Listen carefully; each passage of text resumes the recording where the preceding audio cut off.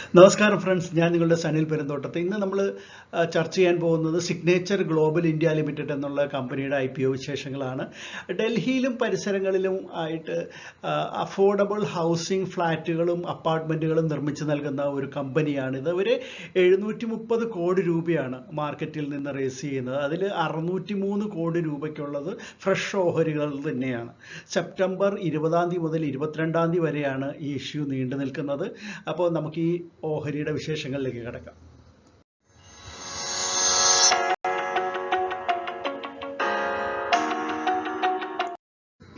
Signature global India limited 2000-ലാണ് Delhi based ആയിട്ടുള്ള ഈ കമ്പനി പ്രവർത്തനം ആരംഭിച്ചത്. അത് മിഡിൽ ഇൻകം ഗ്രൂപ്പുകാർക്ക് വേണ്ടിയിട്ട് ഉള്ള വാല്യൂ ഹോംസ് നിർമ്മിച്ച് നൽകുന്ന ഒരു കമ്പനിയാണിതെന്ന് വേണമെങ്കിൽ നമുക്ക് പറയാനായിട്ട് സാധിക്കും. അവരുടെ പ്രവർത്തനങ്ങൾ അധികം ഡൽഹിയിലും അതിൻ്റെ പരിസര പ്രദേശങ്ങളിലുമാണ്. ഹരിയാന വരെ നീണ്ടിട്ടുണ്ടാവും. എന്തായാലും അവരുടെ സബ്സിഡിയറി കമ്പനിയായിട്ടുള്ള സിഗ്നേച്ചർ ബിൽഡേഴ്സ് പ്രൈവറ്റ് ലിമിറ്റഡ് എന്ന് പറയുന്ന മറ്റൊരു കമ്പനിയുണ്ട്. ഏകദേശം ഒരു 27,965 യൂണിറ്റുകൾ കൊമേഴ്ഷ്യലും റെസിഡൻഷ്യലുമായിട്ടുള്ള ഇത്തരത്തിലുള്ള നിർമ്മാണ പ്രവർത്തനങ്ങൾ, അത്രയും യൂണിറ്റുകൾ എന്ന് പറയുന്നതായിരിക്കും ഏറ്റവും മികച്ചത്, അവർ നൽകി കഴിഞ്ഞു. പക്ഷേ എല്ലാം തന്നെ ഈ പറഞ്ഞ പോലെ ഡൽഹി, ഹരിയാന ആ പ്രദേശങ്ങളിലാണ്. സിഗ്നേച്ചർ ഗ്ലോബലിൻ്റെ ഫ്ലാഗ്ഷിപ്പ് പ്രോജക്റ്റ് എന്ന് പറയുന്നത് ഹരിയാനയിലെ സൊലേറ പ്രോജക്റ്റാണ്. 6.13 ഏക്കറിൽ പരന്നു കിടക്കുകയാണ് ഈ പ്രോജക്റ്റ്. അത് വളരെ അധികം മുന്നേറിയ ഒരു സക്സസ് ആയിട്ടുള്ളൊരു പ്രൊജക്റ്റുമാണ്. നമ്മൾ നേരത്തെ പറഞ്ഞ പോലെ 27,965 യൂണിറ്റ് ഹൗസിംഗ് യൂണിറ്റുകളും അതുപോലെ തന്നെ കൊമേഴ്ഷ്യൽ യൂണിറ്റുകളും അവർ 2023 വിൽപ്പന നടത്തി കഴിഞ്ഞു. അതുകൊണ്ട് ഒരു കോമ്പൗണ്ട് ആനുവൽ ഗ്രോത്ത് റേറ്റ് ഏകദേശം 42.46% കമ്പനിയുടെ എന്ന് പറയാം. അതൊരു ഒരു മികച്ച ഒരു പ്രകടനം തന്നെയാണ്. കമ്പനിയുടെ സെയിൽസ് 2021 16,902.74 ദശലക്ഷമായിരുന്നത് 2023 ആയപ്പോഴത്തേക്കും 34,305.84 മില്യനായിട്ട് മാറിയിരിക്കുന്നതായിട്ട് അവരുടെ കണക്കുകളിൽ കാണിക്കുന്നുണ്ട്. മിഡിൽ ഇൻകം ഗ്രൂപ്പുകാർക്കായിട്ടുള്ള വാല്യൂ ഹോംസിൻ്റെ നിർമ്മാതാക്കളായതുകൊണ്ട് തന്നെ സ്റ്റേറ്റ് ഗവൺമെൻറ്റുകളുടെ, അതായത് ഹരിയാനയുടെയും ഡൽഹിയുടെയും സംസ്ഥാന സർക്കാരുകളുടെയും കേന്ദ്ര ഗവൺമെൻറ്റിൻ്റെയും എല്ലാം പല പോളിസികളുമായിട്ട് യോജിച്ച് പ്രവർത്തിക്കാനുള്ള അവസരം ഈ കമ്പനിക്ക് ലഭ്യമായിട്ടുണ്ട്. ഉദാഹരണമായിട്ട് ദീൻ ദയാൽ ജൻ ആവാസ് യോജന, അപ്രകാരമുള്ള വീടുകൾ നിർമ്മിച്ചു നൽകാൻ ഈ പദ്ധതിക്ക് കീഴിൽ വരുന്ന വീടുകളുടെ നിർമ്മാണ പ്രവർത്തനങ്ങൾ കമ്പനി ഏറ്റെടുത്ത് നടത്തുന്നുണ്ട്. ഇനി കമ്പനിയുടെ പ്രൊമോട്ടേഴ്സ് ആരാണെന്ന് നോക്കുകയാണെങ്കിൽ പ്രദീപ് കുമാർ അഗർവാൾ, അദ്ദേഹമാണ് ഇതിൻ്റെ ഫൗണ്ടറും ചെയർമാനും. അദ്ദേഹത്തിൻ്റെ ചിത്രമാണ് ഈ കൊടുത്തിരിക്കുന്നത്. അതുകൂടാതെ ലളിത് കുമാർ അഗർവാൾ, രവി അഗർവാൾ, ദേവേന്ദ്ര അഗർവാൾ, ഇവരുടെ എല്ലാവരുടെ പേരിലും ഓഹരികളുണ്ടെന്ന് കൂടാതെ അവരുടെ ഫാമിലിയുടെ പേരിലും ഇതിൽ ഓഹരികളുണ്ട്. അവരും പ്രൊമോട്ടേഴ്സ് ഗ്രൂപ്പിൽ വരുന്നുണ്ട്.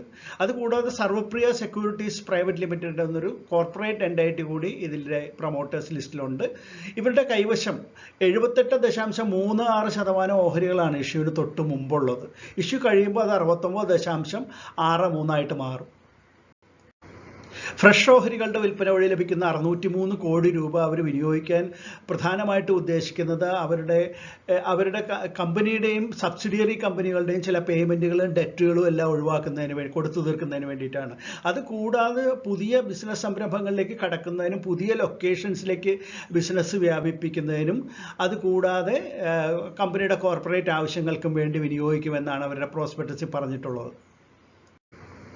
ഇനി ലിസ്റ്റഡ് പിയർ കമ്പനികളുമായിട്ടുള്ള ഒരു കമ്പാരിസൺ നോക്കാം. എല്ലാ ലിസ്റ്റഡ് പിയർ കമ്പനികളും തന്നെ മികച്ച കമ്പനികളാണെന്ന് നമുക്ക് ഇവിടെ മനസ്സിലാക്കാനായിട്ട് സാധിക്കും. DLF ആണ് ഒന്ന്. DLFൻ്റെ EPS 8.22 ആണ്. അടുത്തത് Godrej properties 20.55 EPS. Macrotech developers 10.1.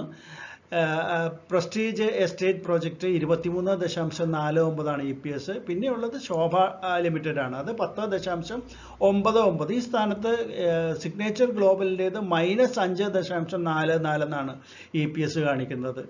അപ്പോൾ അതിൽ നിന്ന് നമുക്ക് ഇവരുടെ ആ ഒരു കമ്പാരിസൺ മനസ്സിലാക്കാനായിട്ട് സാധിക്കും. ഇനി നമുക്ക് NAVയും ഇവിടെ ഓരോ കമ്പനിയുടെയും കൊടുത്തിട്ടുണ്ട്. ഇനി ഇഷ്യൂവിൻ്റെ രജിസ്ട്രാർ ലിങ്ക്ഡ് ടൈം ഇന്ത്യയാണ്. അതുപോലെ തന്നെ lead managers axis capital, ICICI securities, Kotak Mahindra തുടങ്ങിയിട്ടുള്ള കമ്പനികളുമാണ്. ഇനി നമുക്ക് കമ്പനിയുടെ ഫിനാൻഷ്യൽ കണക്കുകൾ നോക്കുകയാണെങ്കിൽ വളരെ നിരാശാജനകമായിട്ടുള്ള ഒരു റിപ്പോർട്ടാണ് നമുക്കിവിടെ കാണാനായിട്ട് സാധിക്കുന്നത്. 4 വർഷത്തെ കണക്കുകളാണ് ഇവിടെ കൊടുത്തിരിക്കുന്നത്.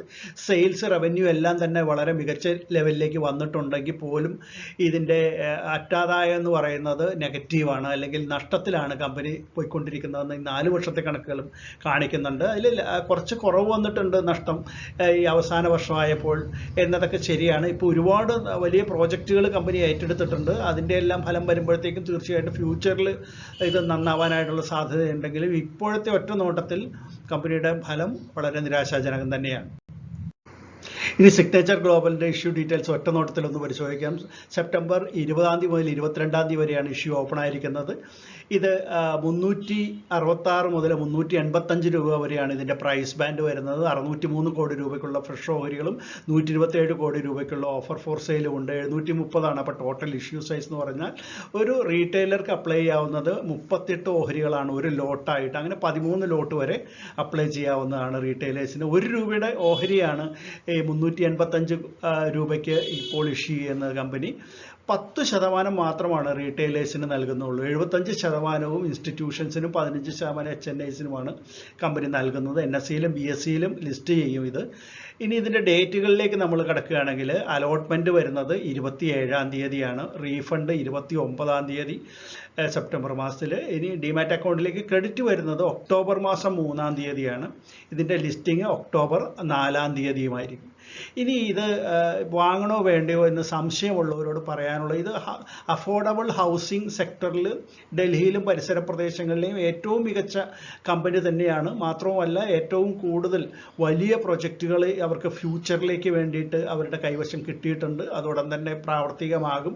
അപ്പോൾ ഫ്യൂച്ചറിൽ ഇത് വളരെ മികച്ച കമ്പനി ആവാനായിട്ട് സാധ്യത കാണുന്നുണ്ട്. എന്നാൽ ഇപ്പോഴങ്ങനെയല്ല.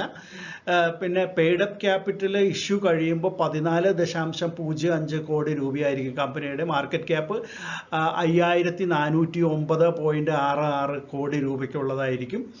ഇനി നമ്മൾക്ക് നോക്കുകയാണെങ്കിൽ ഇപ്പോൾ കണക്കുകൾ പരിശോധിച്ചപ്പോൾ കണ്ടു 4 വർഷമായിട്ട് നമ്മൾ കണ്ടതിലും എല്ലാം തന്നെ നെഗറ്റീവ് കണക്കുകളാണ്.